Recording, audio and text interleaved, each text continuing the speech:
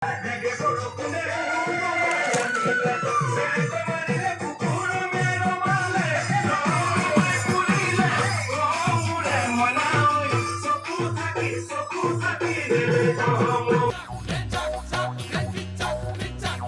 বিহুর উৎসবে মেতে উঠেছে সমগ্র অসম।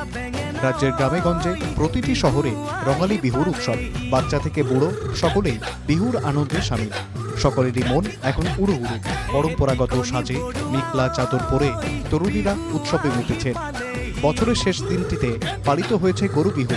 পয়লা বৈশাখ মানুষ বিহু হিসেবে উদযাপিত হচ্ছে। তিনসুকিয়ায় আসুর উদ্যোগে আয়োজিত হয় কেন্দ্রীয় মুকলি বিহু। বিমলা প্রসাদ চলিহা নগর খেলার মাঠে উৎসাহ উদ্দীপনা উদযাপন করা হচ্ছে বিহু।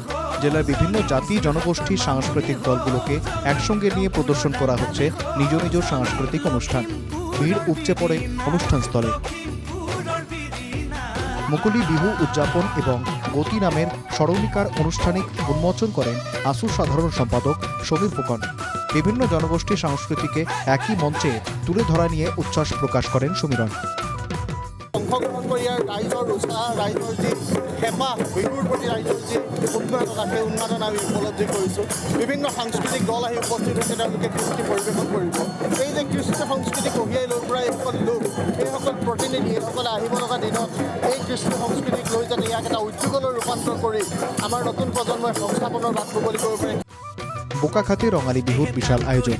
পূর্ব বোকাখাত কেন্দ্রীয় বসন্ত উৎসব সমিতির সভাপতি অতুল বরা এবং উদযাপন সমিতি মিলে দিনটি উৎসাহ উদ্দীপনায় উদযাপন করেন। বোকাখাতের গড়মুর গ্রামের খেলার মাঠে আয়োজিত হয় অনুষ্ঠান।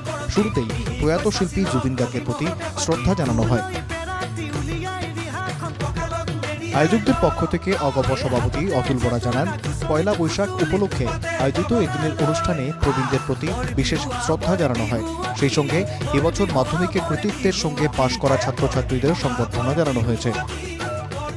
উদযাপন সমিতিয়ে আজি পহিলা বহাগৰ দিনটোত আমাৰ দিন এই স্থানত উদযাপন কৰিছে।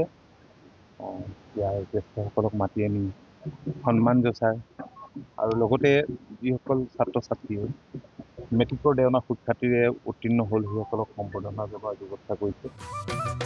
বরপেটা রোডে রঙালী বিহুর বিশাল আয়োজন। 1000 নৃত্যশিল্পী পরিবেশন করেন বিহু, হুচড়ি এবং জেং বিহু। বরপেটা রোডে সর্বজনীন রঙালী বিহু এবার স্বর্ণ জয়ন্তী বছরে পদার্পণ করেছে।